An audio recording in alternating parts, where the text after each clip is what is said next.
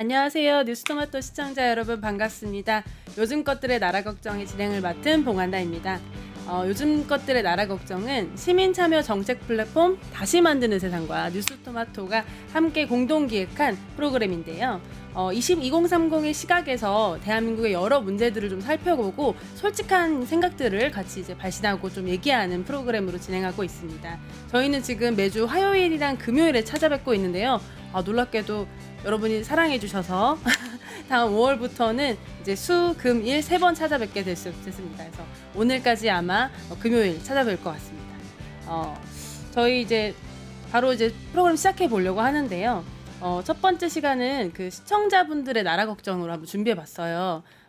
사실 저희 그 요즘 것들의 나라 걱정이 그 프로그램을 진행하면서 부족한 부분들이 많아서 이제 시청자분들이 뭐 댓글도 달아주시고 여러 얘기해 주시는데요. 그런 것들이 좀 저만 보기 좀 아깝더라고요. 그래서 이렇게 방송하면서 시청자분들이랑 같이 좀 얘기해 보면 좋을 것 같아서 한번 준비해 봤습니다. 화면 잠깐 띄워주실 수 있을까요? 네, 제가 댓글을 몇 개 캡처해 왔는데요. 저희 저번 방송이 전세 사기와 관련된 방송이었어요. 그래서 사실은 전세 사기 하면은 이제 모든 사람들이 좀 공감하는 아픔들이잖아요. 내 자식이 그렇게 될 수도 있고 내가 그렇게 될 수도 있고. 그래서 댓글 보시면은 이 전세 사기를 한 사람들은 일단 강력 처벌하고 전 재산을 추적해서 몰수해서라도 피해자 이제 돌려줘야지. 이거 처벌이 약하고 법과 제도가 약하니까 자꾸 이런 일이 벌어지는 거다. 이런 의견 주셨어요. 저 정말 너무너무 공감합니다. 그래서 기회가 되면 요즘 것들의 나라 걱정에서 이런 그 전세 사기, 스토킹 여러 문제들 있잖아요. 근데 양형이 진짜 낮잖아요. 이 양형에 대한 문제도 한번 달아보는 시간 가져보려고 합니다. 다음 댓글 보여주시면 저는 임대 사업을 하는 사람입니다. 돈을 빌려주는 단체는 자금 여력이 있고 정보력이 있습니다. 정보력이 없는 세입자는 구조적으로 사기를 당할 수밖에 없습니다. 정부에서 삶을 보장해주기 위해 임대인에 대한 우선권은 확정기일 관계없이 보호되어야 된다고 생각합니다. 라고 댓글 주셨는데요. 저 말씀도 진짜 너무 맞는 것 같아요. 사실은 그 일반적인 그 남들과 똑같은 과정으로 집을 구했는데 사기가 발생하는 거잖아요. 그래서 사실 저 확정 기일이라는 특약을 우리가 계약할 때 막 넣기도 하고 개인이 그런 보호를 받기 위해서 자꾸 특약을 넣는 방식으로 하는데 사실은 이게 그 구조마다 그 세입자나 임차인을 보호해주는 어떤 법이라든지 어떤 규칙들이 없으니까 자꾸 이런 일이 발생하고 있잖아요. 그래서 전반적인 그 주거를 찾고 임차하고 하는 프로세스를 좀 전반적으로 좀 살펴볼 필요가 있다. 그래서 다음에 요즘 것들의 나라 걱정에서는 또 그런 부분들도 한번 찝어가지고 주거에 대한 얘기도 더 깊게 들어가 보면 좋겠다는 생각 듭니다.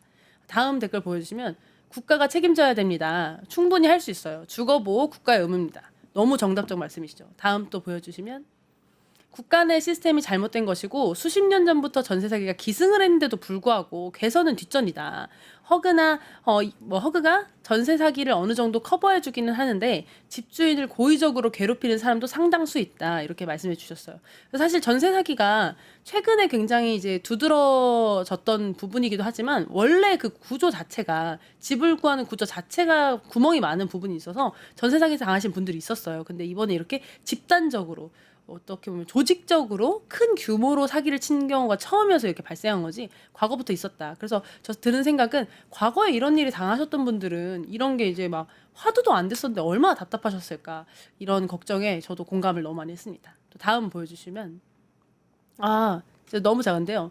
국가에서 잘못한 건 국가가 책임을 져야 되고 그 시스템을 만든 공무원은 공무원도 책임을 져야 되고 정부는 그 공무원에게 구상권을 행사해야 된다. 그러니까 뭐 이런 이 전반에 연결돼 있는 분들이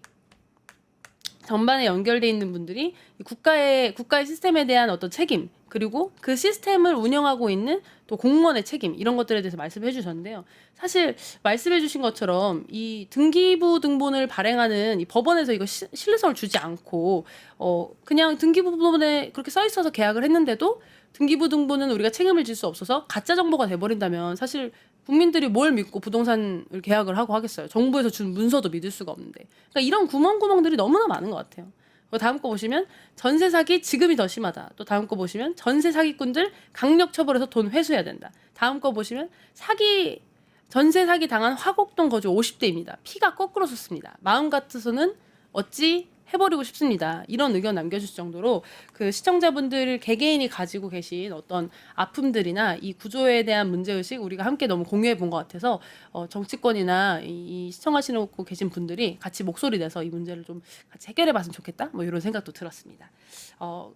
또 오늘 댓글 보면서 이 사실 저번 방송에서도 얘기했지만 그 안심 전세 앱 하나 내놓은 걸로는 사실 안심이 안 되거든요. 그래서 이 부동산 거래 전반을 제대로 점검해서 좀 더 이 정말로 안심하고 집을 구할 수 있는 나라 될 수 있도록 계속 같이 걱정해 봤으면 좋겠다는 생각이 듭니다. 그러면 다음 코너로 넘어가 보도록 하겠습니다. 저희 영상 한번 보실까요?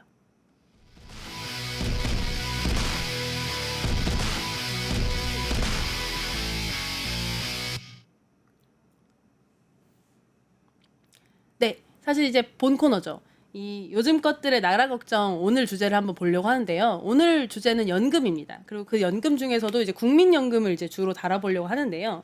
이 오늘의 대화는 이 연금과 연금 개혁에 대한 어떤 얘기들이 진짜 많잖아요. 막 진짜 이거 뭐 돈 못 받는 거 아니냐? 이전 세대는 왜 이렇게 많이 받냐? 내가 낸 거는 받을 수도 없다. 우리 애는 아예 못 받는다. 뭐 이런 얘기들 진짜 왕왕 많은데 이 연금과 연금 대역에 대해서 우리가 어떤 태도로 좀 논의를 가져가야 정말로 이 공동체 차원에서 좀 긍정적이고 또 좋은 방향으로 논의를 나아갈 수 있을지에 대해서 주제를 나눠보고자 합니다. 그래서 오늘 패널분 모셨는데요. 패널분 자기소개 한번 부탁드리겠습니다. 예, 안녕하세요. 저는 뮤지엄피라는 유튜브 채널 운영하고 있는 장홍석입니다. 네, 고맙습니다. 지금 저희 홍성님이 지금 굉장히 긴장한 상태세요. 지금 시청자분들 표정 보시면 아시겠지만 지금 굉장히 긴장하고 있어서 시청자분들 보시는 분들께서 장홍성님 긴장 푸시고 괜찮다고 이렇게 댓글 남겨주시면은 큰 힘이 될 것 같습니다. 홍성님 소개해 주실 때 안 네. 말씀해 주셔서 네. 뮤지엄피가 정치 유튜브 맞나요? 예. 뮤지엄피는 여의도 정치 아니고 여의도 정치 말고 문제 해결 어떻게 할 거냐 정책 얘기를 중심으로 하는 정치 채널이고요. 그래서 정책에 대해서 이렇게 젊은 분들이랑 날것의 대화를 하는 컨텐츠를 하고 있고 뭐 정책 중심의 정치 문화를 만들어 보겠다는 다 같이 함께 만들어 보겠다는 목표를 가지고 있습니다. 네. 정책 중심으로 정치를 이제 얘기해 보겠다는. 네. 너무 좋은 유튜브네요. 네. 사실 아까 띄워주셨는데 이 뮤지엄피라는 채널 들어가서 보시면은 굉장히 좋은 패널분들을 모시고 많은 얘기하고 있거든요. 그래서 시청자분들께서도 또 새로운 포맷으로 좀 젊은 사람들이 어떻게 나라 걱정하고 이제 궁금하시면은 한번 들어가셔서 구독도 하시고 보시면 좋을 것 같습니다. 네. 그래서 오늘 이어서 한번 국민연금 얘기 해보려고 하는데요. 뉴스 보면은 국민연금 얘기 많이 나오잖아요. 국민연금 개혁법 통과됐다는 거 보신 적 있으시죠? 네, 봤죠. 네. 그래서 오늘 이 얘기를 좀 나눠보려고 하는데요. 사실 우리 홍성님을 이제 모신 이유는 네. 이 국민연금에 대해서 굉장히 부정적인 얘기들이 많잖아요. 이거 없애야 된다. 나는 안 낸다. 나 이거 싫다. 근데 사실 이런 논의가 정말 우리 사회의 연금에 대한 이 발전 가능성을 모색하고 있는지 좀 퀘스천이 들더라고요. 근데 이제 홍성님은 사실 그런 얘기가 아니라 좀 다른 어떤 시각을 가지고 계시잖아요. 네. 그래서 오늘 같이 모셔서 이런 얘기를 한번 나눠보려고 모셨습니다. 네. 그래서 화면 한번 보여주시면 뉴스에 보면은 어이가 없네 뿔난 청년들 연금 국민연금 개혁안 후폭풍 이런 제목도 있고 또 다른 거 보면은 국회에 몰려온 총학생회장들 고통은 청년에게 이게 개혁? 또 다음 보면은 왜 나만 더 내야 되냐 연금 개혁에 청년 세대 분노 이런 이제 기사들이 이제 많이 나왔어요. 이런 거 보시면서 홍성님은 좀 어떤 생각 드셨어요? 이렇게 단편적으로 보면 좀 안 좋은 감정이 생길 수 있겠다는 게 일견 이해는 되는데 이게 좀 오해가 너무 많이 생성되니까 그게 안타까운 게 컸고 그게 점점 커지면서 이 제도에 대한 불신이 막 커지니까 그리고 또 그거를 더 부추기는 느낌이 있더라고요. 이 불신하는 거를 더 부추기는. 네, 언론에서도 좀 부추기고 또 이게 뭐 전문가라고들 하시는데 아무튼 이제 패널분들이 나와가지고 이거 완전 잘못된 거다. 그게 너무 이렇게 쉽게 판단할 수 없는 문제라고 저는 생각하는데 그렇게만 몰아가는 게 이거는 좀 어느 한쪽으로만 너무 의견이 치우쳐졌다라는 생각이 많이 들었어요. 또 이렇게 말씀해 주시는 가운데 저희 두둥님께서 긴장하지 마시라고 이렇게 따뜻한 댓글. 알겠습니다. 약간 풀어지신 것 같아요. 그래도 좋은데요, 좋은데요. 저 할 때는 네. 좀 긴장. 근데 말씀해주신 것처럼 그 언론에서 사실은 대부분의 어떤 주장이나 이야기들이 이제 그 연금 개혁안에 대한 부정적인 얘기들이 많이 나오는데, 네. 저도 굉장히 공감하는 게 사실 연금은 복잡한 얘기잖아요. 이렇게 이 제도 자체가 돈 많이 내니까 나빠 이런 식의 어떤 문장으로 표현하기 좀 어려운 문제라서 오늘 같이 좀 얘기해보면 좋을 것 같습니다. 네. 근데 그 홍성님은 어쩌다가 이 연금 논의 과정에 좀 관심을 가지게 되셨어요? 저는 대학원에서 뭐 사회정책 그리고 복지국가 공부했었어요. 그래서 그때 연금을 공부하기도 했고, 근데 연금이 워낙 복잡한 그 주제다 보니까 그때 아주 세세하게 알고 있지는 못했는데, 이제 제가 뮤지엄피 이제 정책을 다루는 채널을 하고 있다 보니까 연금도 다뤘었거든요. 그러면서 좀 더 자세히 알게 됐고, 여러 전문가들의 의견을 보면서 고민도 이어가고 제 나름대로의 어떤 관점도 가지고, 그런 와중에 이제 그 공론화 작년에 있었던 이제 공론화 과정도 보고 하면서 그 500인의 공론화 네. 과정. 예. 그러면서 이제 관심이 좀 커졌고, 그랬었어요. 그래서 저는 이 말씀에서 느껴지는 게 사실 그 국민연금이라는 것의 키워드에 대한 정보를 알면 알수록 생각이 다양하고 좀 복잡해지는 것 같아요. 근데 언론을 통해서 접하는 연금 개혁에 대한 얘기는 아무래도 내가 얼마 더 내냐, 더 받냐 중심으로 가다 보니까 이렇게 부정적으로 흘러가고 있는 게 아닌가 싶어서 오늘 프로그램을 통해서 국민연금에 대해서 같이 좀 한번 좀 이해도 해보고 또 어떤 시각들이 있는지도 같이 살펴보는 그런 시간으로 가져보겠습니다. 그래서 첫 번째로 국민연금이 뭔가에 대해서 좀 얘기해 보려고 하는데요. 네. 오늘 국민연금이 뭐죠? 국민연금 이제 사회보장제도 중에 하나죠. 사회보장제도. 네. 사회보장제도라는 거는 사회적 위험이라는 게 있거든요. 출산, 양육, 실업, 노령, 장애, 질병, 이런 상황들을 다 이제 사회적 위험이라고 하는데, 그 사회적 위험들로부터 국민들을 보호하고 삶의 질을 향상시키기 위해서 제공되는 게 이제 다 보장제도인데, 사회보장제도인데. 국민연금은 이제 노령이라는 사회적 위험으로부터 국민들을 보호하는 제도인 거죠. 국민연금 왜 필요하냐 그랬을 때, 이제 우리가 나이가 들면 은퇴하게 되잖아요. 그쵸. 은퇴하고 나면 소득이 없잖아요. 없죠. 근데 이 소득이 없는 상태로 상당 기간을 보내야 된단 말이죠. 근데 이제 그 기간을 각자 알아서 대비 할 수도 있을 텐데, 인간은 대체로 근시안적인 존재들이에요. 그쵸. 네, 그걸 알고 있다고 해도 그거를 충분히 잘 준비한 사람 있겠지만 아니에요. 저도 오늘 굉장히 근시안적으로 살았거든요. 지금 벌이를 다 쓰는 근시안적 삶을 살고 네. 있기 때문에 맞습니다. 그래서 사회 전체로 보면 그걸 충분히 준비할 수 있는 사람들이 많지 않을 거며, 게다가 그럴 능력이 없는 사람들도 있어요. 이제 그러면 이제 그런 사람들이 노후에 빈곤하면 그냥 그 사람들이 빈곤하면 끝이냐, 이게 아니라 그걸로 인해서 발생하는 직간접적인 사회적 경제적 비용들이 굉장히 많아요. 근데 그런 것들을 다 미연에 방지하는 것도 사회보장제도의 어떤 큰 역할 중에 하나인 거고. 그렇죠. 그러면 이 국민연금이라고 하면 이 여러 가지 사회적으로 발생할 수 있는 일들 중에 이 노인이 됐을 때의 빈곤을 대처하기 위해서 우리가 이 연금이라는 제도를 활용하고 있는 거네요. 조금 수정하고 싶은 건 단순히 빈곤뿐만 아니라 좀 충분한 소득을 누리면서 삶의 질을 충분히 누릴 수 있는 인간답게. 도록 하는 그런 제도로 저는 이해하고 있어요.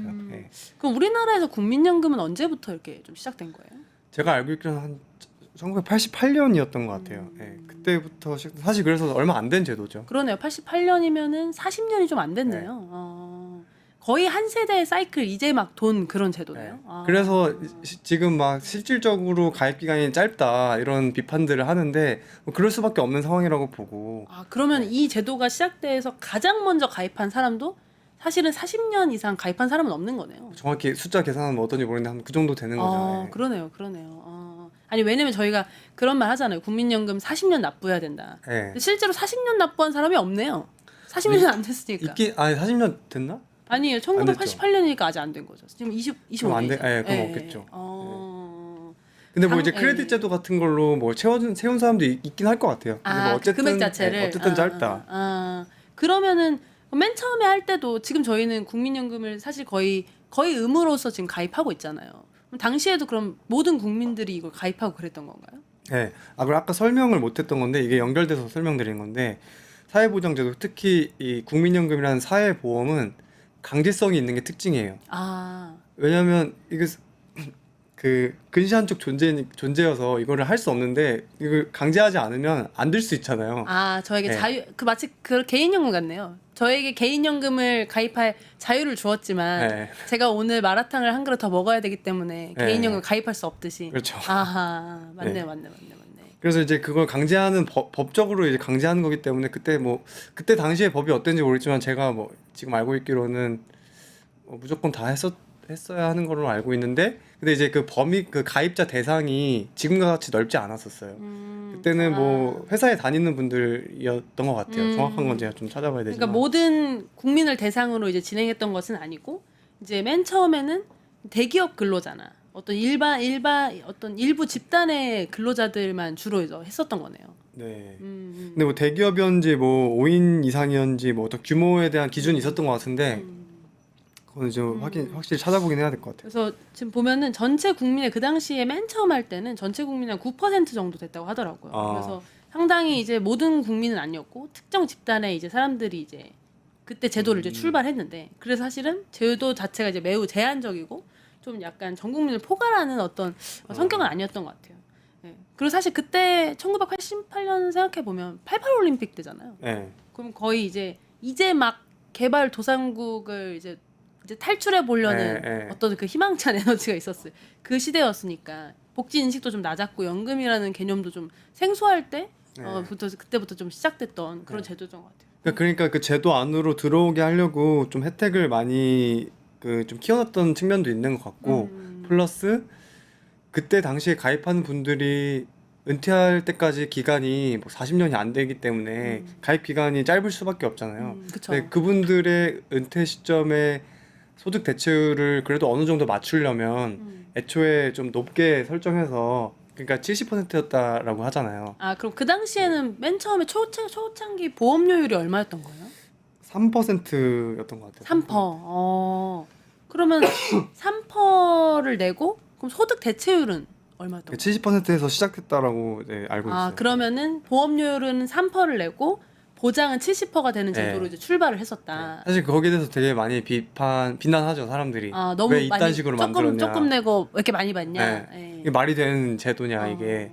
근데 이제 저는 아까 말씀드렸던 것처럼 그때 당시 상황을 보면 가입 기간이 짧을 수밖에 없는 상황에서 그리고 또 그 보험료를 많이 낼 수 없는 상황이잖아요. 우리가 또 경제적으로 아주 그때 그 당시에는 부유하지 않은 나라였으니까 그런 걸 고려했을 때 은퇴 시점에 그래도 어느 정도의 소득 대체율을 보장하기 위해서 그런 식으로 설계했다라는 거를 저는 이해할 수는 있어요. 그리고 사람들이 이걸 맥락을 알면 이해할 수는 있을 것 같아요. 근데 저도 좀 아쉬운 건 이걸 나중에 이렇게 소득 대체율도 줄이고 뭐 이렇게 가입자 대상도 이제 확대하고 이런 조치들을 했지만 처음부터 좀 깔끔하게 했으면 어땠을까 하는 아쉬움은 있어요. 이렇게 오해가 생기니까. 시작할 때 좀 잘했으면 좋았을 텐데 네. 근데 현실적으로 그러기 좀 어려운 상황도 있었다. 왜냐면 그 당시에는 사람들이 이제 너무 이제 지금이 아니잖아요. 88년도니까 근로자들이 막 수입이 굉장히 많은 시기가 아니었고 네. 또 사람들이 어떻게 보면 장수하는 시대도 아니었잖아요. 지금처럼. 네. 그러다 보니까 이런 어떤 놀라운 지금 만약에 3%를 내고 65세부터 70%를 받을 수 있는 제도가 완전 좋죠. 제도가 있었다면 좋았지 않았을까 하는 생각이 드네요. 죄송해요. 제가 지금 네. 귀에 지금 자상이 들려서 그래서 이런 경우를 좀 보다 보면 지금 시청자분들 중에서도 혹시 받으시는 분이 있을까 하는 생각이 드네요. 옛날에 이제 내가 내서 이렇게 나도 내봤었다. 3%를 내고 70%를 받아봤다 하시는 분이 있으면 댓글 남겨주시면은 좋을 것 같아요. 그러면 결국 이제 아까 말씀해주신 것처럼 국민연금이라고 함은 이 사회 보장을 위해서 이렇게 진행을 했었던 거잖아요. 네. 근데 그게 꼭 왜 연금이었어야 됐을까요? 근데 그냥 개인이 그냥 모으면 되는데 아까 말씀해주신 대로 이게 너무 이 개인을 믿을 수가 없어서 네. 저축하는 개인들을 믿을 수가 없어서 국가가 강제한 그런 성향만 있는 건가요? 저는 그러지 않을까 싶어요. 사회보장제도란 그 제도의 필요성이 일단은 기본적으로 제일 큰 이유였을 것 같고 그리고 이거 이제 설계하기 나름일 텐데 국민연금이 어떤 그 민간 그 투자 상품보다도 수익 그 개인 입장에서 넌 돈보다 받을 수 있는 돈이 많거든요. 아, 다른 어떤 투자 네. 상품보다. 네. 어. 그러니까 이게 사실 투자 상품이 아닌데 제가 투자 상품이라는 이 투자라는 단어를 쓰는 게 사실 좀 불편하긴 해요. 아, 이게 사회보장 제도인데 네, 네, 이 연금을 네. 이제 투자라고 네. 얘기하는 것이. 그러니까 내가 기여한 것보다 훨씬 더 많은 돈을 나중에 은퇴 이후에 그 보장받을 수 있는 제도이기 때문에 그래서 국민연금을 사람들이 그 나라에서 도입을 한 거 아닐까 싶어요. 그래서 아까 말씀하신 대로 어떤 개인이 은퇴를 자기 스스로 좀 준비하고 저축하는 게 좀 어려우니까 사실 국가가 강제한 측면이 있고 이건 어떤 준비적 차원인 것 같아요. 그리고 제가 생각했을 때 또 하나는 사람들이 이 연금을 자기가 낸 걸 자기가 받아내는 시스템이 아니잖아요. 네. 마치 예를 들어서 3% 냈으면 사실은 자기가 3% 받아가야 그게 이제 자기가 내고 자기가 받는 시스템인데 지금 아까 보신 것처럼 3% 내고 70% 받아간다는 말은 이 누군가는 또 많이 내기도 하고 또 네. 누군가는 또 적게 내기도 하면서 네. 이 모인 자원에 대한 자원 재분배적인 어떤 성향도 있는 것 같고 또 다른 하나는 이 그러니까 사실 복지제도라고 했을 때 복지도 서비스를 굉장히 다양하게 줄 수도 있잖아요. 예를 들어서 뭐 집을 제공해 줄 수도 있고 밥을 제공해 줄 수도 있지만 사람이 현물로 현금을 좀 가지고 있어야 사실은 네. 인간다운 삶이 또 가능하니까 네. 그런 어떤 그 현금으로서의 좀 어떤 역할, 그 국가가 제공하고 싶은 인간적인 어떤 네. 삶에 대한 어떤 사회 보장으로서의 마지노선 그런 역할들이 좀 연금이 가지고 있는 게 아닌가 좀 그런 생각이 들어요. 맞는 것 같은데요. 맞는 것 같나요? 그럼 이제 연금의 좀 구조와 재정 방식을 좀 살펴보려고 하는데요. 네. 그래서 앞에 말한 것처럼 연금은 사회 보장 제도고 이 사회 보장을 위해서 과거에는 적은 돈을 내고 많이 받아갔으나 지금은 그 구조가 문제가 되는 거잖아요. 네. 그럼 지금의 구조는 어떤 거죠? 연금은 그럼 어떻게 내고 또 어떻게 받아가는 거예요? 근데 이제 적게 내고 많이 받아가는 구조 자체가 저는 문제라고 보진 않아요. 그러니까 그것도 이제 조정하기 나름이겠지만 그런 구조 자체가 문제라고 보진 않아요. 저는 연금은 원래 그런 구조라고 생각하거든요. 지금 문제되는 거는 인구가 줄어들면서 이게 재정적으로 부담이 되는 거고. 근데 이런 문제가 발생하기 전에 우리는 국민연금이 제대로 성숙되지도 않았어요. 그러니까 이제 보장성을 높여야 되는 필요성도 있고 재정적으로 지속 가능하게 만들어야 되는 필요성도 있고 이 두 가지가 다 있는데 이 두 가지가 사실 상충하잖아요. 그러니까 이제 머리가 아픈 상황이 된 거죠. 근데 이제 국민연금은 지금 보면은 사람들이 이 회사 다니는 사람들은 이제 본인이 9%, 회사가 9%. 응. 아니죠. 이제 나눠서 반반 나눠서 반반 나눠서. 그러니까 4.5%를 내고 지금 이제 납입을 하는 거잖아요. 네. 근데 이게 본질적으로는 이제 부가 방식이라고 하더라고요. 이 부가 방식이라는 말이 무슨 말이에요? 그러니까 부가 방식이라는 거는 우리가 기여하는 돈이 그러니까 이제 제가 보험료를 낼 거 아니에요? 네. 그럼 그 돈으로 바로 연금 수급자한테 그 연금을 지급하는 거예요. 아, 그러니까 내가 낸 네. 돈을 어디에 저축해 놨다가 나에게 주는 네. 게 아니라 네. 나는 나대로 내고 네. 받는 사람은 받는 사람대로 그 돈을 가지고 받아가고 이렇게 쭉 어떻게 보면 일진선으로 돈이 이렇게 쭉 흘러가는 그런 네. 구조인 거네요. 그러니까 지금 사람들이 좀 오해하고 있는 거는 적립 방식이라고 이해를 하고 있어요. 그러니까 내가 낸 돈이 어디 기금에 묵혀져 있다가 그게 운용되면서 수익을 내고 그 돈을 가지고 내가 나중에 받는 거다라고 살짝 오해가 있긴 하거든요. 근데 여기서 이제 사람들이 좀 오해할 만한 것 같은데 만약에 이제 부가 방식이면 네. 안 쌓여야 되는 거 아니에요? 그러니까 이제 그래서 그러니까 우리나라 좀 하이브리드예요. 그러니까 부분 적립 방식이라는 용어를 사용하는데 저는 근데 저 정확한 표현은 그냥 내는 사람이 받는 사람보다 많아서 그래서 내는 돈이 나가는 돈보다 많아서 적어서. 일시적으로 기금이 쌓여 있는 상태의 부가 방식이다라는 게 정확한 설명인 것 같거든요. 아, 이해했습니다. 그러니까 원래대로라면 예를 들어 내는 사람 50, 받는 사람 50명이 있어서 이게 일치하면은 그대로 다 사라졌을 텐데 네. 이제 연금제도를 이제 시작하니까 받는 사람은 없고 내는 사람만 계속 있다 보니 내는 금액이 많고 그게 이제 쌓여 있다가 이제 지출할 때가 되면서 이제 점점 이제 없어지는 네. 상태에 이르렀다. 네. 이렇게 보면 되나요? 네.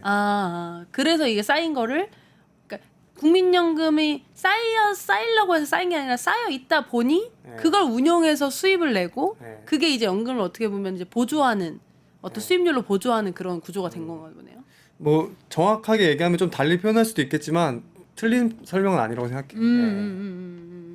그런데 근데 사실 사람들은 이게 내가 내는 돈을 아주 몇 년 뒤에 국민연금이 잘 운용해서 나에게 주는 돈이라고 많이들 생각하잖아요. 네. 그러면 이런 구조가 아니라면 네. 사실은 내가 낸 돈을 내가 받는다는 개념 자체가 아니네요. 그렇죠. 지금은 그런 건 아니죠. 근데 이제 그런 오해 때문에 열받기 시작하는 것 같아요. 그러니까 제가 안타까웠던 거는 이 사회보장제도라고 했잖아요. 그러니까 애초에 설계될 때부터 지금 현재도 연금은 그냥 소득 계층 간에 그리고 세대 간의 연대를 기반으로 굴러가고 있었어요. 소득 계층 간의 네. 소득 계층이라고 하면은 그 동시대에 네. 돈을 많이 내는 사람과 네. 돈을 적게 내는 사람 간에 네. 같이 내서 이제 비율대로 나눠가니까 네. 이걸 연대라고 표현하는 거고. 세대 왜냐면 연대, 재분배 기능이 있거든요. 재분배 기능이 있으니까 세대 연대는 뭐예요? 그러니까 윗세대의 그 연금을 아랫세대가 그 지급하는 보험료로 충당하고 있었으니까. 그러니까 제가 지금 내는 연금 보험료로 네. 나이 드신 분들이 연금을 받아가시니까 이것이 이제 세대 연대로 이어지는 그렇죠. 거다. 그렇게 볼 수 있는 거군요. 네. 그러니까 사실은 이게 내가 저축한 돈을 나중에 투자해서 받아가는 게 아니라 이제 이 연대를 통해서 받아가는 구조이기 때문에 사실은 그런 어떤 불만들이 네. 사실은 이 연금이란 제도의 취지와는 좀 약간 이제 벗어난 부분이 좀 있는 거네요. 그러니까 제가 이걸 굳이 얘기하는 이유는 이게 내가 묵혀둔 돈을 나중에 내가 가져가는 게 아니라 내 윗세대 때문에 이게 다 소진될 거야라는 그 갈취당한다는 그 뉘앙스가 사람들이 열받게 하는 것 같거든요. 근데 사실은 그건 아니고 연대를 기반으로 이미 굴러가고 있고 연대를 기반으로 하는 거니까 그렇게 열받을 일은 없는데 근데 이제 만약에 이제까지는 그렇게 했지만 앞으로는 그렇게 하기 싫어라고 하는 논의는 해볼 수 있겠지만 이게 뭔가 이렇게 도둑 맞았다는 느낌을 가지고 막 이렇게 화낼 필요는 없다 이런 거죠. 그러면 지금 앞에 있는 얘기를 좀 정리해 보면은 이 연금이라는 것은 투자 상품이 아니라 이제 사회 보장 제도로서의 이제 존재하는 거고 이제 그 과정 안에는 내가 낸 돈을 받는 게 아니라 전 세대가 낸 돈을 지금 지급하고 있기 때문에 세대 간 또 이제 계층 간 어떤 연대의 과정을 통해서 이루어지고 있는 제도다. 이렇게 좀 이해해 볼 수 있을 것 같은데요. 네. 가장 최근에 이제 국민연금법 개정이 상당한 화두였잖아요. 이게. 네. 근데 이 제도에 대한 내용을 제가 좀 이제 잠시 이제 짚어드리면은 이게 지금 현재 보험료율은 이제 9%거든요. 근데 2026년, 그러니까 내년부터죠. 내년부터 0.5%씩 단계적으로 인상을 해서 2033년에 최종적으로 13%에 도달하게 하자. 네. 그러니까 0.5% 조금씩 단계적으로 이제 부담을 이제 우리가 내고 있는 국민들이 내고 있는 부담을 이제 점층적으로 이제 15%까지 쭉 늘려가는 걸 이제 생각해 보고 이제 반면에 이제 그 소득 대체율이 사실은 이게 43%였거든요. 네. 그러니까 43%로 이제 고정이 원래 이제 됐었는데 네. 이거를 매년 조금씩 낮춰서 원래는 좀 이 연금 기금 속도를 좀 방어해 보자라는 논의를 계속 하다가 이걸 이제 소진 속도를 계속 이제 누군가는 이거를 좀 낮춰야 된다. 보장률을 낮춰서 이 연금이 이제 유지되는 기간을 늘리는 데 좀 집중해야 된다. 그런데 또 어떤 다른 사이드에서는 아니다. 이거를 낮추면서 사람들의 이 보장성을 낮추는 거는 이제 말이 안 된다. 이제 이런 이제 얘기를 하다가 결국은 이 보장료율은 이제 그대로 가고 이 소득 보험료율은 높이고 그리고 이제 연금을 굴리는 이제 국민연금공단의 수익률은 5.5%로 이제 계산을 해서 한번 생각해 보자. 이런 식으로 이제 지금 이번에 그 국민연금 개정이 지금 이렇게 논의가 됐는데요. 이 논의에 대해서는 어떻게 보셨어요? 저는 그 모수개혁 자체가 뭐 잘못됐다고 생각하진 않아요. 물론 아쉬운 건 있거든요. 그리고 논의됐던 것들이 되게 굉장히 많았는데 정치적으로 이게 합의가 이루어지지 않아서 좀 미룬 건 아쉬워요. 근데 그래도 급한 모수개혁은 진짜 급했거든요. 그래서 둘이서 합의한 내용이라도 빨리 한 거는 그래도 격려해 줄 정도는 된다고 생각하는데 그리고 앞으로 구조개혁을 하는데 방해되는 건 아니라고 생각하거든요. 그래서 근데 모수개혁 이거 완전 개악이고 이거 완전 다 물러라라고 하는 게 좀 과하다고 보죠 저는.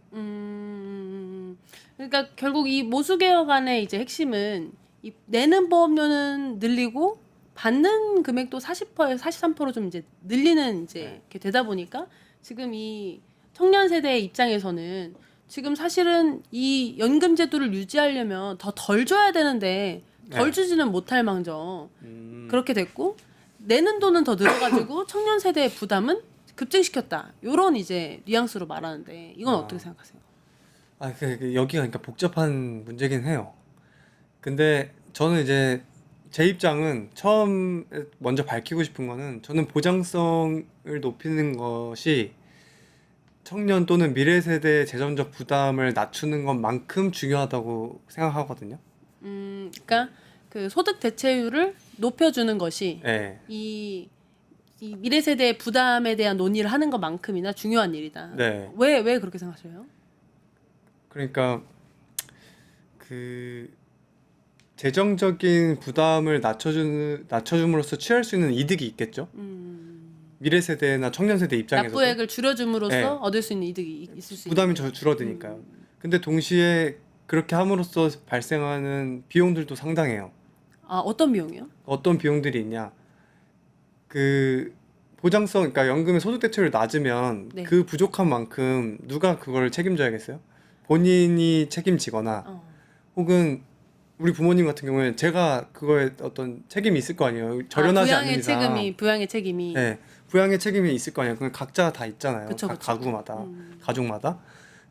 그게 그냥 다 어디 가는 게 아니에요. 그 부양의 부담은 남아 있는 거고 그걸 그냥 각자가 다 부담하게 되는 거고 그런 사회로 가는 거죠.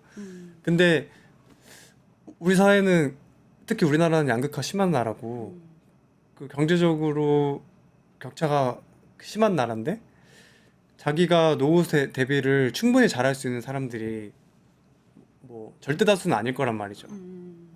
그랬을 때 이거를 공동체가 같이 부담하는 게 그 각 개인의 입장에서 부담이 오히려 낮아지는 개인들의 수가 더 많을 거다라고 생각하는 거죠, 저는. 그러니까 이 납부 금액을 예를 들어서 이제 개인이 네. 부담하는 부담률을 이제 낮추면 네. 내는 보험료는 줄어들지만 네. 결국 이제 보장 소득 대체율이 이제 낮아지기 때문에 네. 결국 이제 노인들은 가난해질 텐데 네. 그 가난해진 노인들에 대한 부양의 책임을 네. 국가가 사회적인 어떤 복지 시스템으로 하든 네. 아니면 그냥 노인 개인이 정말 불행한 상태로 존재하든 네. 아니면 그 자녀가 이제 부양을 하든 음. 어떤 식으로든 이 노인의 빈곤에 대한 거를 이제 보조하게 된다는 거네요. 네. 그러니까 플러스- 어디로 가는 게 아니다. 네, 그리고 플러스 그렇게 그냥 노인 빈곤이나 노인 자살률 같은 게 그냥 그대로 유지되면 그거로 아까 말씀드렸지만 그로 인해서 생겨나는 사회적인 직간접적인 비용들이 발생한단 말이죠. 그런 것들이 다 비용인 거예요. 그거를 물려주는 거죠, 이 후세대한테. 그런 사회적 비용 금액이 이미 들어가 있기 때문에 네. 사실은 이런 그 소득 대체율을 낮추는 거에 대한 어떤 어려움이 있고 그래서 안 된다고 좀 생각하시는 네. 거네요. 하나 더 얘기하고 싶은 거는 그 이렇게 우리가 이거 가지고 고민하고 있는 이유가 뭐겠어요? 인구가 줄어들어서 있잖아요. 아, 인구가 줄어든 이유는 뭐겠어요? 아이를 낳지 않아서. 아이를 낳지 않는 이유는 여러 가지가 있겠지만 그 중에 우리 노후의 소득이 안정적이지 않은 것도 그 여러 가지 요인 중에 하나예요. 그러면 우리는 언젠가는 그 아이를 꼭 낳아야 된다는 건 아니지만 언젠가는 출생률을 회복해야 돼요, 우리 사회는. 그럼 출생률을 회복하려면 노후의 안정성이 높아지는 건 필요한 거란 말이죠. 근데 그럼 보장성이 높아져야 된다는 소린데 보장성을 높이지 않는 선택을 한다고 하면 우리는 계속 아이를 낳기 어려운 사회일 가능성이 높아요. 아, 그러니까 지금은 우리 사회가 저출생이 워낙 심각하고 뭐 0.7명 수도권 뭐 서울은 뭐 0.5명 시대로 접어드니까 사람들이 그 생각에 이미 딱 고정된 것 같아요. 앞으로도 우리 사회는 계속 저출생 영원히 이제 2060년 70년까지도 아이가 태어날 미래와 비전과 희망이 보이지 않기 때문에 이 태어날 아이들이 없다라고 사실 지금 당장의 현실도 그러하기도 하고 아니, 근데 그 마음이 이게 영원하진 그- 않을 거다. 이해는 되죠. 그리고 이제 그렇다 하더라도 이게 영원하지 않기 위해서 우리 사회가 노력해야 되는 거 아니냐 약간 이런 말씀이신 거죠. 네, 맞아요. 근데 이제 만약에 이제 그렇게 됐다고 치면 근데 사실 그렇게 칠 수 없잖아요. 이게 우리가 엄청나게 노력을 해야지 이 아이들이 이제 태어나는 시대가 되는 거지. 네. 그걸 전제하고 연금 개혁이나 연금안을 추진할 수는 없는 거 아닌가요? 뭐 전제한다는 건 불가능하겠죠. 근데 이렇게 표현하시는 분들 많거든요. 우리 사회에 병들어 있는데 약이 필요해요. 근데 나중에 지금 당장 죽기 직전인데 약을 아낄 이유가 없다는 거죠. 나중에 쓸 약이 필요하게 약이란 건 이제 돈이겠죠. 나중에 쓸 돈이 필요하니까 우리 지금 당장 죽게 생겼는데 약 아껴. 저는 이게 말이 안 된다는 거예요. 지금 일단 약을 제대로 써가지고 사회가 정상화되게끔 만들고 그 다음에 지속 가능성을 같이 병행하면서 논의하는 게 맞는 이제 이 연금 개혁의 방향성이고 태도라고 생각해요, 저는. 아, 그러니까 이런 연금 개혁을 더 줄이고 더 없애서 이 보장성을 더 낮춰서 이 노후의 어떤 불안정성을 강화시키면 강화시킬수록 우리 사회가 더 안 좋은 방향으로 가게 되고 네. 그러면 애들은 더 안 태어날 테고 그럼 네. 굉장히 안 좋은 이 악순환 굴레에 들어가는 거네요. 네. 그래서 그걸 이제 좀 탈피하고 네. 그러려면은 사실은 이 보장제도에 대한 이제 오히려 반대로 이 부담에 대한 논의보다는 보장성에 대한 논의에 대해서 좀 더 얘기해 봐야 될 필요성이 있다. 뭐가 더 우선된다라고 하긴 어려울 것 같아요. 사실 둘 다 중요해요. 둘 다 근데 중요하죠, 맞아요. 제가 이 얘기를 근데 좀 강조하는 이유는 우리는 너무 보장성의 필요성에 대해서는 간과하고 있는 분위기가 있는 게 느껴져요. 그러니까 이거부터 합의를 해야 될 것 같아요. 저는 이제 사회보장 제도이고 연대를 기반으로 굴러가고 이게 사회보장 제도이기 때문에 보장성이 더 성숙하는 거는 필요한 거다. 그거를 기준으로 재정적으로 지속 가능한 걸 앞으로 고민해 봐야 된다라는 입장인데 근데 어떤 분들은 재정적으로 지속 가능한 게 더 우선순위예요. 그러니까 재정적으로 지속 가능하게끔 지금 당장 완벽하게 날 설득할 수 있는 대안을 가져와. 그래야지만 내가 받아들일 수 있어. 그랬을 때는 보장성을 낮추는 것밖에 지금은 확정적으로 말할 수 있는 게 없다고 생각해요.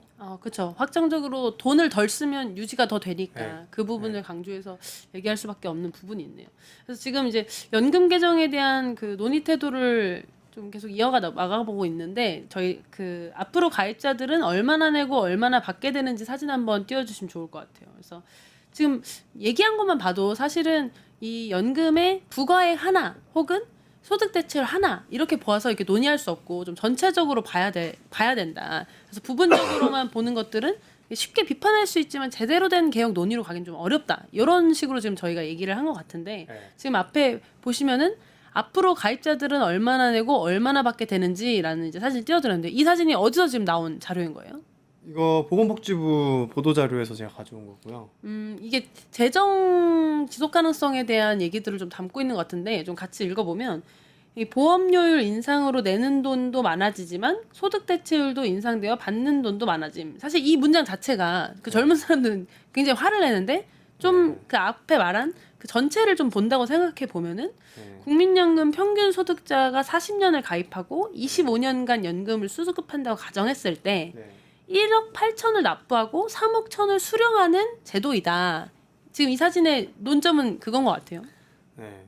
그러니까 사람들이 이 아래 그 계산을 근데 그 내는 보험료는 5,400만 원으로 늘어나고 총 연금액은 2,200만 원만 증가하니까 사실 내가 받는 것보다 내는 게 더 많아졌으니까 손해 본다라고 생각해요. 뭐 틀린 말은 아니지만 그래도 기존의 제도에 보다는 네. 더 많이 내는 거 아니냐. 그거 맞는 말이다. 네. 그래도 여전히 내가 1.8억 원을 납부하고 3.1억 원 정도를 수령할 수 있는 제도잖아요. 이건 엄청난 비율이란 말이죠. 투자 상품이라는 표현 정말 싫지만 어떤 투자 상품도 이럴 수가 없어요. 투자 상품으로만 봐도 이 엄청난 수익률을 이미 이번에 바뀐 걸로도 그렇죠. 바뀐 상태에서도 이미 투자 상품으로 치자면 그런 이 수익률을 보장하고 있는 거 아니냐. 그 민간 개인연금 같은 거 제가 정확한 데이터는 봐야겠지만 뭐 10년간의 평균적인 그 수익률이 인플레이션 높아지는 그 비율보다도 낮아요. 그러니까 사실 실질적으로는 마이너스인 거죠. 수익률이. 그리고 ETF 같은 것도 한 40년 동안 묵혀놓는다고 했을 때 평균적으로 한 뭐 잘 나오면 30% 40% 수익률인 것 같더라고요.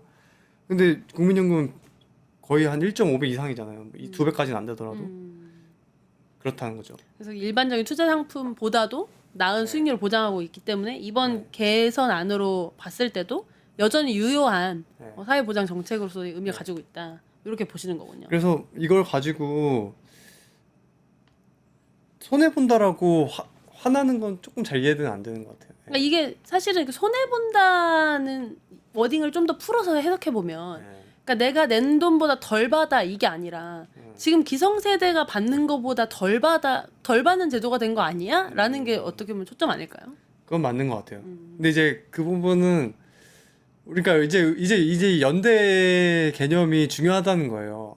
우리가 이게 재정적으로 지속 가능하려면 받아들일 부분이 있다는 것도 인정해야죠. 아, 이게 네. 바로 받아들여야 될 부분이다. 네. 어. 그러니까 어떤 손익을 따져서 내가 절대 손해 볼 수 없어라고 하면 이 제도는 굴러갈 수 없어요. 근데 그러면은 사실은 이 상태로 지속해서 쭉 간다고 해도 사실은 연금이 고갈되잖아요. 네. 고갈되는 걸 완벽하게 이번 모수 개혁을 통해서 네. 연금 개혁 고갈을 완전히 막은 개혁은 아니잖아요. 그렇죠. 그럼 앞으로는 어떤 식으로 이걸 좀 논의해 가고 좀 개선해 나가야 되는 거예요? 그러니까 모수 개혁은 정말 여러 번 해야 되는 것 같고. 앞으로도 계속 네. 여러 번의 모수 개혁이 필요하다. 네. 근데 이제 저도 어떤 답을 가지고 있는 건 아니에요. 근데 이제 제가 가지고 있는 태도는 사람들한테 그래도 공유하고 싶은 거는 아까 제가 연금의 보장성을 높이는 방향이 되게 중요하다라고 했잖아요. 네. 근데 제 설명을 듣고 아 그래 네가 말하는 것처럼 보장성 중요한 거 내가 이해하겠어 라고 이해하는 분들도 있을 텐데 그 다음에 드는 반문은 그거 알겠지만 이게 재정적으로 지속 가능한지가 중요하다라는 반문을 할 수 있잖아요. 이제 여기서부터는 좀 복잡한데 아 잠깐만. 그러니까 지금 말씀하신 거는 이 아무리 보장이 됐다고 해도 이게 다 없어져서 이 연금이라는 제도 자체가 네. 끝나버리면 이 보장이 무슨 소용이냐 이거잖아요. 그렇게 반문할 수 있죠. 네. 이제 거기에 대해서는 우리가 지금 죄송합니다. 정부나 정치권에 굉장히 적극적으로 이걸 대책을 내놓으라고 하는 태도도 필요한 건 맞는데 동시에 좀 인내심이 필요하다고 생각해요. 아 우리도. 네. 왜 인내심이 필요하냐? 이거 지금 당장에 어떤 완벽한 대책을 세팅할 수가 없어요. 굉장히 장기적인 시각으로 다양한 방법들로 대응해 나가야 되는 문제라고 보거든요. 그러니까 근데 이제 잠시만요. 근데 만약에 지금 이 인내심을 가지고 장기적으로 바라봐야 된다고 했을 때 지금 우리 국민들 중에 자 여러분 인내심을 갖고 기다려 보세요. 우리 정부가 그리고 우리 정치권이 우리 사회가 앞으로 더 좋은 안을 내놓을 겁니다. 이거를 신뢰하는 사람들이 있을까요? 이제 그게 정치의 숙제인 것 같아요. 그러니까 설명을 잘 해내야죠. 네. 그렇기 때문에 그 공론화 과정이 중요한 것 같아요. 네. 근데 그냥 쉬쉬하고 있는 건 저는 좀 불만스럽긴 해요.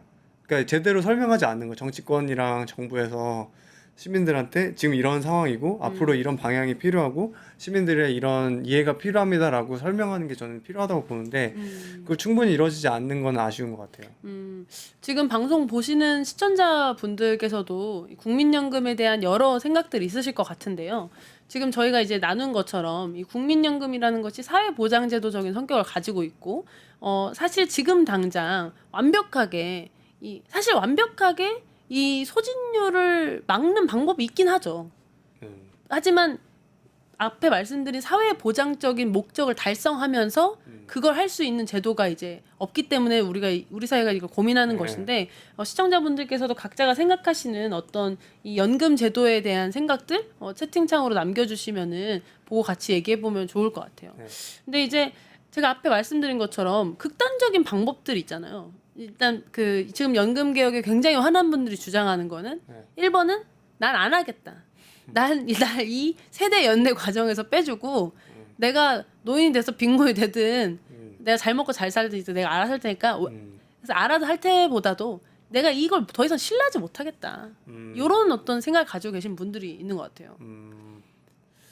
연금을 그러니까 없애버리자는 그 의견들인 거잖아요. 그렇죠. 근데 그거를 논의 테이블에 가져올 수 있는 건 아니라고 생각해요. 이제 그분들이 노여움을 풀어줄 수 있는 어떤 설명은 필요하지만 그거를 진지하게 우리의 국민연금 또는 우리 연금제도에 대한 미래 방향성으로 놓고서 논의할 건 아니라고 생각하고 왜냐하면 설명드렸던 것처럼 사회보장제도라는 중요한 기능이 있기 때문에 그럼 두 번째는 그러면은 나를 빼주지 않겠다면 나는 아주 적은 돈만 내고 내가 낸 만큼 가져갈게. 라는 어떤 주장을 하실 수도 있을 것 같아요. 뭐 그런 주장을 막 배제하고 싶지 않아요. 그러니까 논의 테이블에 올려 막 완전 배제해야 된다 이런 생각하진 않아요. 근데 이제 그걸 이제 쉽게 얘기하면 보장성 적게 하고 그냥 적당히 내고 적당히 받아갈게 이런 거일 거잖아요. 그럼 이제 용돈연금 되는 거 아닌가요? 네, 그러니까 저는 이제 보장성이 충분히 성숙하지 않은 제도가 과연 의미가 있나? 라는 생각이 드는 거죠. 그러면 또 다른 방식 중에 하나는 완전히 많이 내고 네. 보장성을 충분히 받아갈게. 또 있을 것 같아요. 뭐 소득 보험료 한 40%뭐 이런 걸 말씀하시는 그런 거예요? 거죠. 그러니까 저는 이제 그런 식으로 사람들이 막 화내는 게 그것도 좀 아쉬운데, 그러니까 우리가 그걸 보험료라는 게 정치에서 결정하는 건데 정치 사회적으로 시민들이 합의할 수 있는 선이 있을 거 아니에요. 근데 그 40%를 전 수용할 수 있는 사회는 없다고 봐요. 그럼 그렇다고 했을 때 결국에 우리가 정하는 선이 뭐 정하기 나름이지만 뭐 13%일 수도 있고 더 올려서 18%일 수도 있고, 근데 이제 그걸로 당연히 고갈되고 그 나중에 그 엄청나게 많은 지급해야 하는 양을 감당할 수는 없잖아요. 모자라잖아요. 그러면 자연스럽게 이제 국가 재정을 쓰게 될 거예요. 대부분의 그 연금 제도가 발달한 국가에서는, 오래된 국가에서는 다 그런 식으로 바뀌긴 했어요. 그러니까 정부에서 그 기금을 지출해서 써서 네. 보장성을 높여주는 방안으로 가고 재정, 있었다. 국가 재정을. 국가 재정을 사용해서 보장성을 높여주는 방안으로 가고 있다는 거죠. 근데 최근에 어제 엊그저께 이준석 대표가 또 새로운 이 연금이라는 논의 테이블에 새로운 안을 내놨는데, 이 이준석 안은 사실 그 옛날에 KDI 기관에서 이제 냈던 안이에요. 근데 이 내용이 뭐냐면 이 구연금과 신연금을 분리하자. 이게 지금 이 낮은 보험료율과 높은 소득 대체율로 된 연금 구조로는 이제 모수 개혁을 계속해도 결국 고갈을 막지 못한다. 그럴 바에는 지금 연금을 받는 세대, 그러니까 지금까지 납부한 세대끼리는 현 연금 제도로 이제 두고 앞으로 새 연금을 구성해서 최대한 낸 만큼 받아갈 수 있는 어떤 그런 구조를 가져가야 되는 거 아니냐. 요런 이제 논의를 하는 것 같아요. 요런 논의는 어떻게 생각하세요? 뭐 구연금, 신연금 나누는 아이디어는 좀 더 고민해볼 여지는 있는 것 같다는 생각 들어요. 그거에 대해서 아주 정밀하게 뭐 생각해보거나 판단한 건 아닌데, 근데 이제 중요한 거는 신연금의 내용이 어떠냐가 저는 중요하다고 봐요. 아까 말씀드렸 저는 계속 보장성이 중요하다고 하잖아요.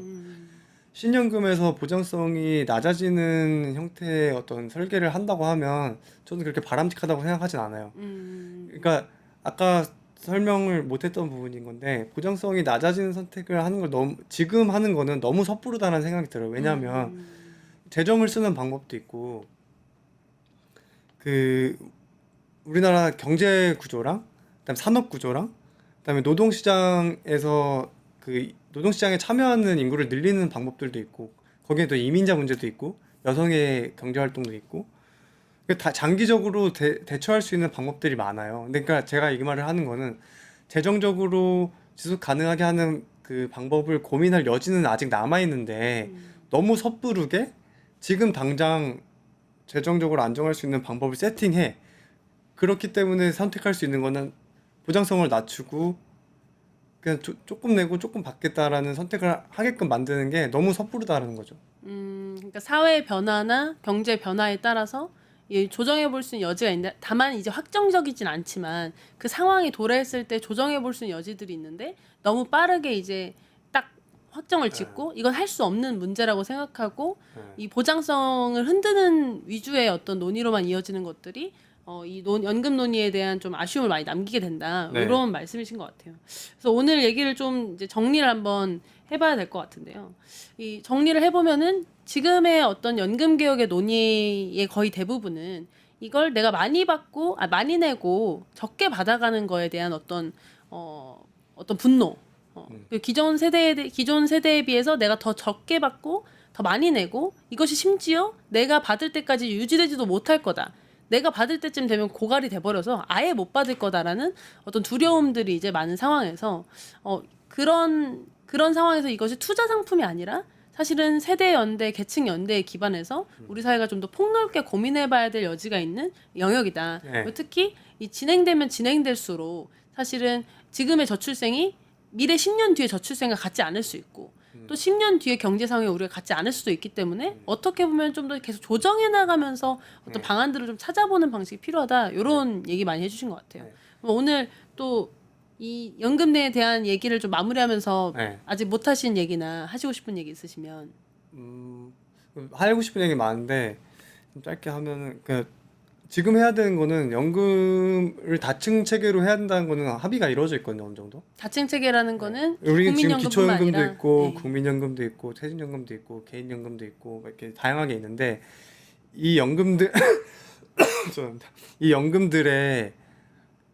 연금들을 다층으로 쌓아서 소득 대체율을 높게 만드는 게 보장성을 높이는 거예요. 그럼 이제 그 안에 구성을 어떻게 비중을 나눌 거냐 이게 저희가 합의해야 될 부분인 거고 그거에 대해서 이제 사람들이 관심을 갖고 들여다봐야 되는 것 같고 그리고 이게 재정적으로 지속 가능하냐 문제는 그 국가 재정이라는 거는 그 사람들이 국가 재정을 쓰는 거는 내 세금 쓰는 건데 내가 보험료 내는 거나 재정 쓰는 거나 똑같은 거 아니냐 이렇게 생각하시는데 사실 조금 차이는 있어요. 세금은 세목도 많고 개인이 내는 것뿐만 아니라 뭐 법인세도 있고 더 다양하니까 좀 더 넓게 연대하는 게 있고 개인의 부담은 좀 더 줄어들겠죠.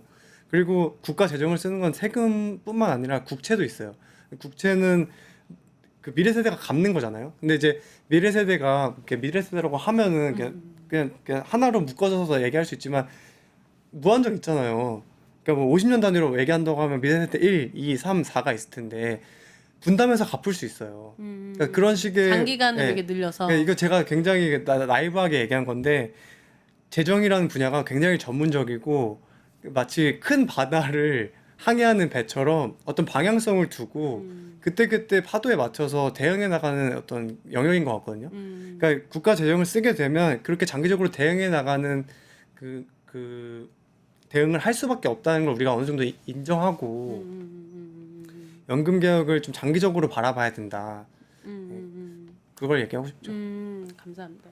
그래서 좀 오늘 대화를 좀 이제 정리 한번 해보면은 그래서 지금 너무 이 어떤 보장성, 내가 내는 것에 대한 어떤 답답함, 내가 너무 많이 내서 답답해라는 어떤 논점에서 조금 더 좀 폭넓게 좀 바라봐 보자. 우리가 선택할 수 있는 것들이 뭐 연금을 납부하는 부분뿐만 아니라 이 연금이라는 제도의 어떤 목적에 부합하는 적절한 사회 보장이 되는가? 내가 앞으로 노년이 됐을 때 나의 노년을 지켜줄 수 있는 안전망으로서의 역할은 충분히 하는가? 이런 부분도 충분히 살펴봐야 되고 또 우리나라의 연금 구조가 국민연금만 있는 게 아니기 때문에 기초연금, 뭐 국민연금, 개인연금, 퇴직연금 이 연금이라는 제도의 어떤 피라미드가 잘 연결돼 있느냐. 그래서 이 연결된 거 안에서 우리가 사실 목적하는 이 노후가 정말 제대로 보장되고 있느냐. 그리고 그걸 보장하기 위해서는 개인이 납부한 돈뿐만 아니라 국가 납부라고 하면 좀 그럴 수 있지만 우리가 개인이 부담하는 부담률 외에도 추가적인 어떤 재정 투자 부분도 고려해 봐야 된다. 그리고 그것도 그냥 단기안으로 이렇게 냈으니까 이거는 안 돼 이런 개념이 아니라 재정적인 상황 안에서 더 크게 고려해 볼 영역들이 존재하고 있으니까 너무 막 다음이면은 없어지고 이거는 없어져야 될 제도고 이런 식의 어떤 논의보다는 좀 더 폭넓게 바라보자. 이런 식으로 연금을 좀 바라보는 태도를 좀 가져보면 어떨까? 그럼 좀 더 더 상상력 있는 연금 개정안에 대한 논의들이 나올 수 있지 않을까 싶습니다. 그래서 오늘의 요즘 것들의 나라 걱정 국민연금에 대해서 얘기해 봤는데요. 저희 다음 시간에 또 새로운 또 주제로 또 찾아뵙도록 하겠습니다. 오늘 고생하셨습니다. 네, 고맙습니다. 뉴스토마토가 12.3 내란을 막아낸 시민영웅 1000명 찾기 프로젝트를 진행합니다. 내란을 막고 탄핵 소추를 이뤄낸 시민영웅 1000명을 찾아내 대한민국 민주주의의 역사로 기록하고 시상의 본보기로 삼음으로써 민주주의를 더 널리 확산하기 위한 프로젝트입니다.